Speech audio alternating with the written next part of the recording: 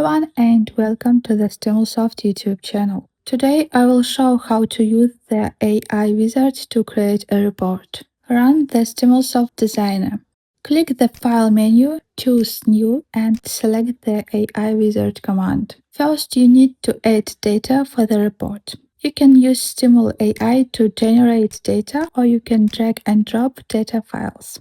The AI wizard can also use data sources from the report directory. For example, drag and drop an XML data file. The AI wizard gets data tables from this file. You can view each data table if needed.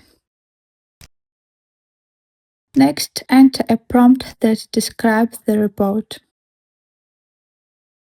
Click the Preview button to view the generated report.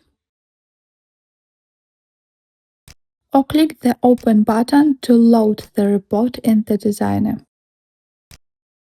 You can modify this report. For example, add an XSD schema for the data source. To get the data schema, you need to synchronize the directory. Click the File menu, choose New and select the AI wizard command again. Now the data source already exists, and the AI wizard will suggest using it. Create a master detail report using the categories and product data tables. Using the AI wizard makes creating reports much easier. If you found this helpful, do not forget to like our video and subscribe for more tutorials. Bye!